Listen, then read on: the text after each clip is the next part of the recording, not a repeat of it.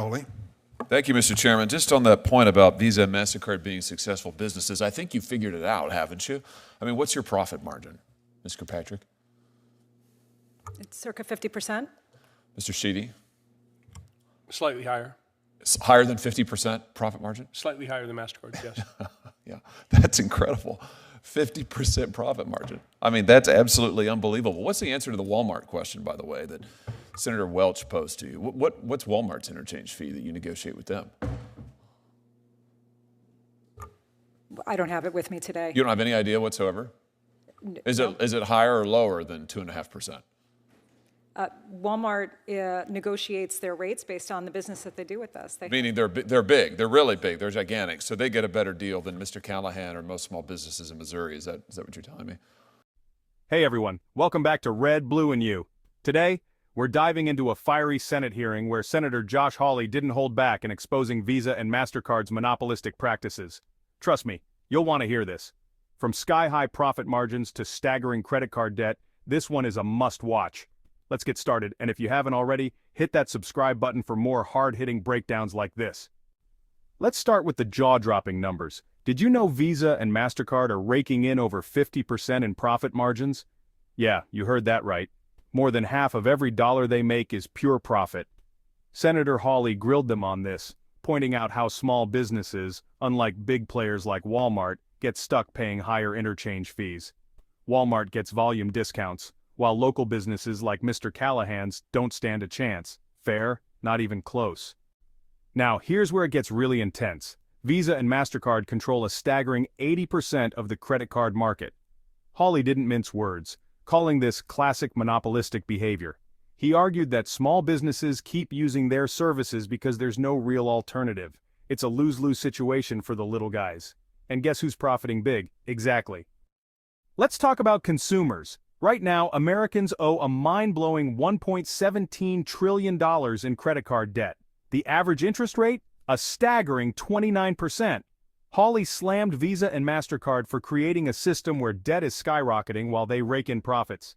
And get this, they claim they couldn't survive more competition. Really? With 29% interest rates and 50% profit margins, it's hard to buy that excuse. Hawley also exposed some shady tactics. Visa and MasterCard allegedly pay off competitors like Apple and Square to keep them out of the market.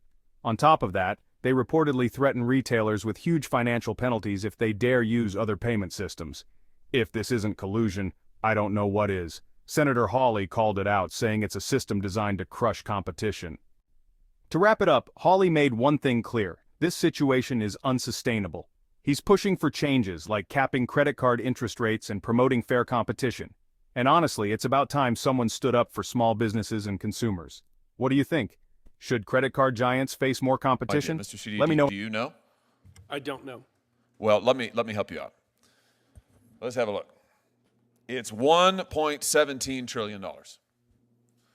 $1.17 trillion is what consumers now owe on your credit card networks. Do either of you know what the average interest rate is on your networks? Mr. Kirkpatrick? Oh, Senator, we're not the bank. We don't set the interchange. I know, we don't but set you the benefit rates. from it, and you know. Do you know what it is? This is your business model. We do you don't. know? We don't collect Do you know, revenue Mr. from Mr. interest Sheedy, rates. do you know? I don't, Senator.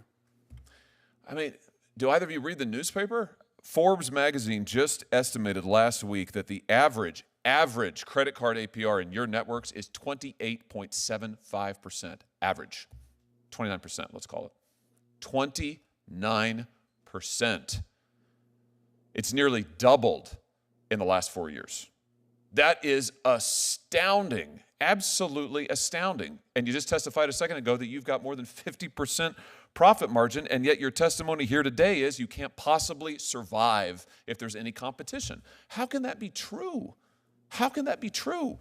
You've got debt like we've never seen before in American history. Your profit margins are as high or higher than they've ever been. You have 80% of the relevant market in the credit card interchange fees that we're talking about, and yet you couldn't survive if there's any competition? What am I missing? That's not a rhetorical question. How is it that you can't do any better?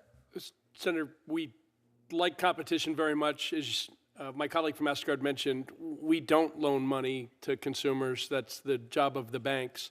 I will say, as it relates to small business, we care very much. And the pandemic was difficult on small business more than anyone. In 2022, we lowered rates for 90% of small businesses in the United States.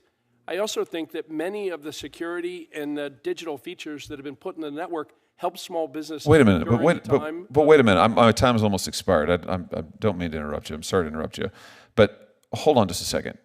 You've increased the swipe fees consistently in the last few years. You've raised them, even as your network has expanded, even as your profit margins have gone up. You've raised the swipe fees. And in terms of competition, you are paying competitors not to enter the market.